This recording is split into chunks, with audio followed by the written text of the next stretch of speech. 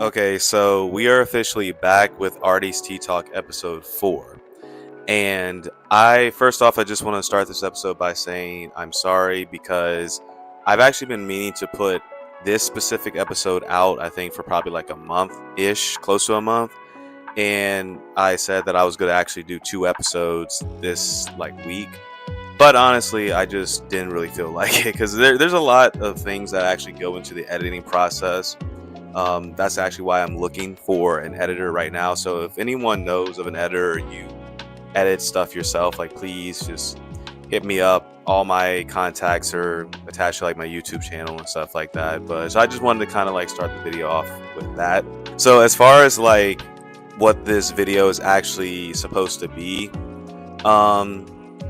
like I said, like I was supposed to put this video out like a month ago, and it was really discussing a bit of controversy slash drama that I found myself in, which was actually being taken out of a track meet. So for those of you who are kind of newer to the channel or still kind of just like getting to know me, maybe follow me on social media, whatever, I actually am a athlete. I'm a professional track athlete, quote unquote. It's kind of a weird track and field. The track and field world is already kind of weird, and the lines between like amateur and professional are kind of like very like skewed. But for just to keep it simplified, I'm a professional track athlete. So I've been running track honestly close to like 15 years. And I think through those 15 years, I have experienced a lot of ups, a lot of downs, and just, probably anything and everything, the whole entire athlete experience. But something that I never experienced was actually being taken out of a track meet. And I think what made this specific situation even worse was the fact that it was actually a track meet held on the campus of my alma mater, which I won't name in this video. And to make matters, I guess, like double as bad, this all occurred during alumni weekend. So literally a weekend dedicated to honor the alums and to, bring people back in town and this and that and whatever. Yeah, I wasn't a part of any of that because they actually took me out of the meet. So I was given reasons as to why it happened, reasons that were plausible, but there were things that happened kind of in between and then afterwards of like this entire situation that really made me kind of, I don't want to say timid to post a video, but I just felt like to add context to everything and to kind of have like the final conclusion to everything, it was just really necessary for all that to kind of occur just in itself, and then have me actually publish the video, because I actually have been working on this video like 5 times over. So this is actually like the 6th time I'm recording the video actually on this specific thing. But every single time I've tried to record it in the past, there was always some kind of like new development, and it just felt like instead of just making a part 1, part 2, just kind of like condense it all together. So that's what this video is going to be about.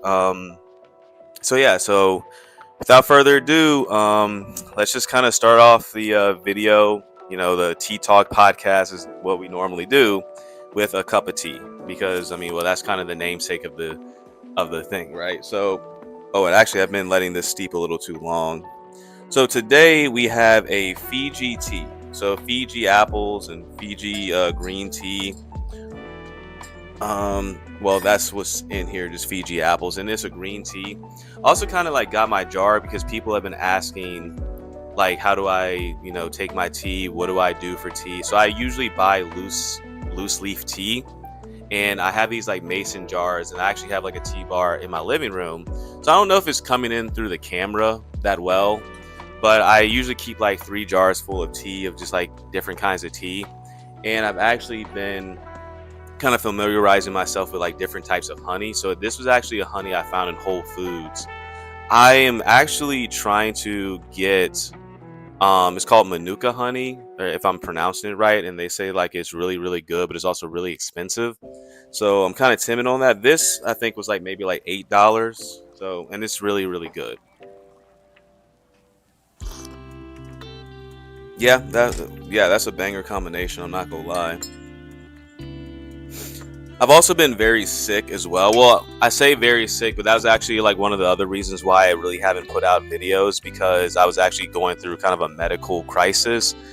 I'm still not really sort of kind of going through it. I definitely have gotten a lot better.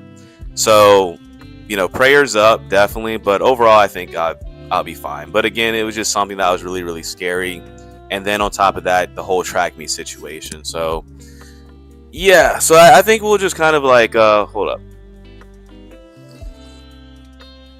Sorry, I mean, this is a really good cup of tea. I'm not gonna lie, y'all.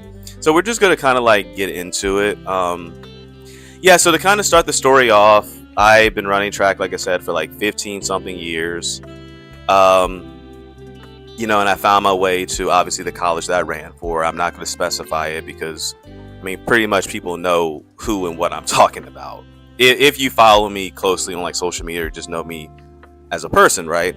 Graduated from my alma mater in 2021 and was looking for a professional coach. I decided to actually make my college coach my professional coach because he actually had a training group, a professional training group. And, the 3 years that I was a part of that training group, there was just a lot of things that went on to really not help me grow as a person nor as an athlete. So at the end of last year, I just kind of decided to leave and walk away. So that's kind of been my dynamic the last year with these people. And I still train on my campus. I just train by myself. And I won't say it's really awkward because people do love me. Like, I do feel welcome in the environment and I do feel loved. Like, I really do, always have, for the most part at least. Maybe not for this specific situation and others. But yeah, I think it's something that really is not that big of a deal, honestly. And so with that being said, maybe as an antithesis to everything that I just said, sometimes you feel when people start treating you differently. And I do feel like because I don't train with my professional group anymore, under my college coach, I feel as though like people have kind of started to treat me different. And even beforehand, when I probably wasn't performing up to a quote unquote standard, like other people's standard, the treatment started being not so great.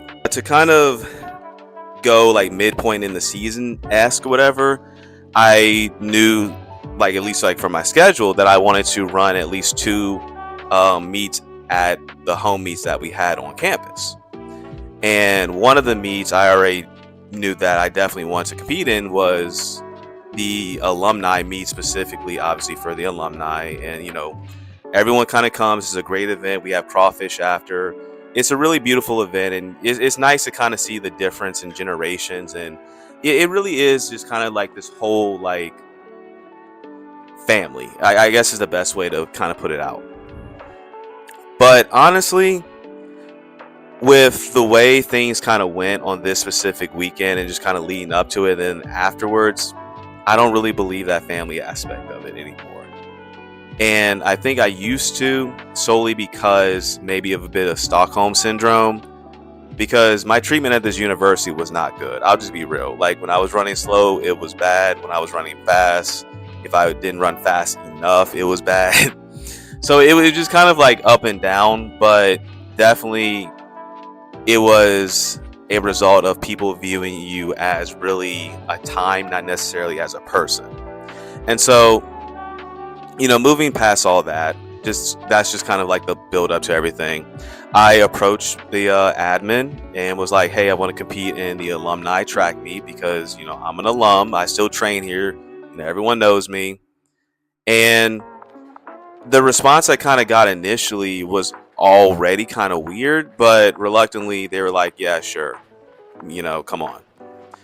So 2 days before the meet itself, I was actually informed that they would be actually taking me out. Why? Because apparently they magically forgot to put 2 people in, and they don't want, or at least the explanation that I was given was they didn't want to run more than 2 heats of the men's hurdle race. So I was like, okay, I guess that makes sense, but I don't know why the start list is going to come out on Wednesday and I'm on there, but magically in between Wednesday and Thursday, 2 people were at it when they were supposed to. I have no clue. So it was kind of confusing to me, and it was the first time that's actually ever happened to me. And yeah, I just kind of rolled with the punches, and I was just like, I'm just now recovering. At least at that point in time, like I was really recovering from the medical issue that I had. So I really just thought like maybe this was God's way of being like, hey, you're not quite ready to run just yet, so let's hold off and just kind of, let me do my thing, right? When I actually was looking at the times, like post meet, the people that they replaced me with, and again, I don't understand how you replace one person with two people. I don't get how that actually even worked out. They didn't run times close to what I would actually been able to run. And so it was kind of very spiteful and kind of a slap in my face, because I'm just like, well, I'm an alum and you guys took me out for an alum that doesn't even train here anymore, and a random person that has no affiliation, never had affiliation with our university. So when I actually approached the admin about it, it was the Monday after, I was very vocal about it. And I don't think I was being disrespectful in saying like, hey, I don't know why you guys replaced me with two people, like that. Mathematically that doesn't make sense. And on top of that, one of the people you replaced me with just like, I mean, he didn't do as much for the university as I did. And so the response to that was basically them reminding me of how I fell at nationals in 2019, which in that moment I thought was kind of crazy, because the person who was actually I was actually having the conversation with, he asked me, he was like, well, how many points did you score at nationals? And I'm just kind of looking at him, just like, 0. But you're comparing me to other national qualifiers when the person in question that you guys replaced me with didn't make nationals, didn't score at SECs, and didn't even make regionals. But again, that wasn't to demean the person. That was just stating the fact that statistically, if we're going off of who's faster and who's done more, then yeah, it would be me. And obviously, like, there have been people that have done more for the program and the university in general. But again, you have to state your case. You have to plead, your specific case in these situations. And it was a conversation that, I'll be real with you guys, like I had to walk away from with a very clear mind and a very open heart, because it really was a conversation that was very disrespectful, especially considering that these were the same people who claimed that they love their alumni, this and that, but yet they're treating alumni, me, like this. So crazily enough, after the fact, I actually found out that there were actually some alums who chose not to get honored at the meet because they knew what was going on between me and the admin. So maybe that's a little bit of poetic justice, I don't know, but it just kind of shows like sometimes people just are people, right? And this specific person I was actually having the conversation with, about the whole, like, how many points did you score at nationals, just last year was actually demeaning a 2-time national champion. So I thought it was kind of funny that they were trying to flip it on me to make it seem like I was demeaning this guy, when just a year ago they were demeaning a 2-time national champion. But it also was very telling, because if they felt like they can do that to the national champion, then they're probably going to do it to me. So it was kind of a wake-up call, but at the same time, it was also a reminder that some people are very shallow and just are so stuck in this bubble. And I think one of the reasons why I got over it so quickly was because I've kind of branched out away from that bubble. And I think that started whenever I actually stopped training with my college coach, because I realized, like, if I stay in this environment, I'm not going to grow as an athlete, and I dang sure won't grow as a person. So overall, I'm not going to like throw people under the bus or anything like that, but just kind of like, just to summarize, I got taken out of track meet for 2 people. But again, mathematically, that doesn't make sense. Those 2 people were not nearly as fast as me. And just like trying to get into the meet, it just seemed as though they just didn't want me, to actually compete in the home meets and stuff like that. And so I told them, I was like, well, look, if this is actually how it's going to go down, then I don't want to compete at all in any of the home meets ever again. And I hate really saying it like that. And again, no one's gonna lose sleep over it. But at the end of the day, it's just kind of crazy how it all really played out and the disrespect that occurred, but also the hypocrisy from these people being like, oh, we love our alums, but you're treating me like this. And then you're also talking down on someone who literally won 2 national titles. I don't know how that works out, right? So what does that mean, I guess, in the general schemata, makeup, whatever of everything? I think honestly, going through and like experiencing everything really and truthfully was a test of pride. I think pride is really one of the worst traits any human can have. I think pride is the worst of the sins. Pride is the reason why Lucifer fell from heaven. Pride is honestly kind of a mask. It's kind of an illusion of what things actually are. And so in that moment when I was being attacked and these people were just kind of acting like, hey, you never really did anything for us, even though, yeah, I actually did. I did a lot for you guys, and I still do. It was kind of the pride that I felt in myself, but also I had to just kind of take a step back and be like, look, at the end of the day, does it really matter? Because I'm going to run in other track meets. There's going to be other opportunities in general. And just because, you know, this person who, yeah, they probably were, you know, put in a somewhat great position, an admin position, but the reality of the situation is athletically, they will never come close to what I did. And they didn't because, yeah. So, and even that, like, maybe that might sound kind of a little bit spicy. I don't know, but I'm just saying the fact, right? So I think a lot of times you have to remind yourself of your own greatness, but also have a sense of humility in that you're not impervious to disrespect or anything, right? And that's just kind of how I live my life. I truly believe anything can happen to anybody, you know, and just keeping that mindset really helps keep me on my toes and really helps keep me level-headed because, again, life is very unpredictable. Kings, you know, still face disrespect. Presidents face disrespect. No matter how high you're perceived to be on this totem pole, you're going to have some kind of level of disrespect. And in fact, the target is actually going to get even larger, right? So I think you have to honestly take it on the chin, roll with the punches, but also acknowledge the fact that, look, you're only human. And if you know how amazing you are, and if you know you're a great person, and you know you've done a lot for other people, then you really have nothing to prove, you know, especially to people who are always going to find little things to try and like, you know, crack your soul in, right?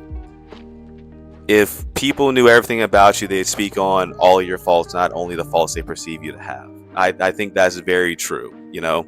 So just kind of like, again, taking all that into perspective, I think it was very good for me to experience that situation because, number one, it really showed me my, I guess, placement with these people. And again, like, it was never really a great relationship, even when I was competing with my, you know, university across my chest and stuff like that. But definitely now, you know, they've kind of showed me how they feel about me, and it's all love at the end of the day. I really do feel that way. And again, it's not everybody in that environment because I actually had another admin reach out to me and say, no, like, we love you, we do appreciate you, and you are part of the family. And that's also another reason why I was kind of timid to make this video. Well, not timid, but just kind of like holding back off on it a little bit because, again, it's like one person is like basically making it as if I don't even belong in this environment, and then you have another person kind of counter saying and be like, no, whatever they said is invalid, we love you. So it's kind of a weird situation, but I think honestly the negativity is kind of like really how people feel, you know, like, just, I don't know. So, but overall, I just wanted to make this video just to kind of detail the situation and just kind of talk about how it was a lesson in pride for me, and why pride a lot of times really makes us see a situation differently from what it actually is. And that alone kind of affects how we operate, right? Because obviously if you're going to feel prideful, you're going to feel spited, but we all have insecurities, and I think one part of quelling pride is accepting those insecurities, because then when you accept them, you realize, hey, you're only human and there's really nothing to be insecure about, right? Everyone's beautiful in their own way, regardless of shape, size, whatever. So I think that's one thing as humans we should start to really strive, is loving ourselves and really and truthfully embracing our world, the only world we'll ever live in, but not in a very selfish way, but also not in a way where we allow people to like break our souls based off of what they say and like how they treat us, So, and a lot of times when we react in a certain way or make that emotional decision, it's because of pride, So to kind of like finalize everything, I think it's important to focus on the things that matter, So for example, I could have chose to be mad and like held that anger over, but instead I focused on, okay, well, I'm going to have other meats. I'm healthy. I'm happy. I'm alive. I woke up. I have a roof over my head. I have loving friends. I have loving family. I have a merciful, loving God who continuously protects me.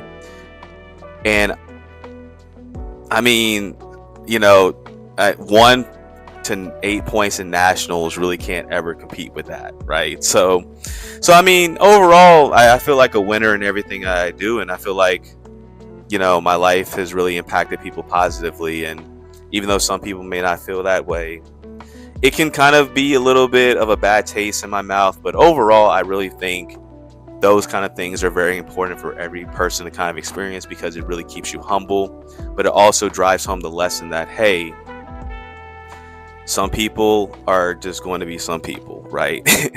so overall, I keep saying overall, but yeah, that's pretty much the episode. I just wanted to I say quick video, but I know this video is going to be a little bit longer. I'm going to try to edit it down as much as possible, but I'm going to try to record the fifth tea talk really quickly, hopefully within the next week or so. But anyway, so like I said, I just wanted to kind of like touch upon that, chill, kind of check in, drink some tea,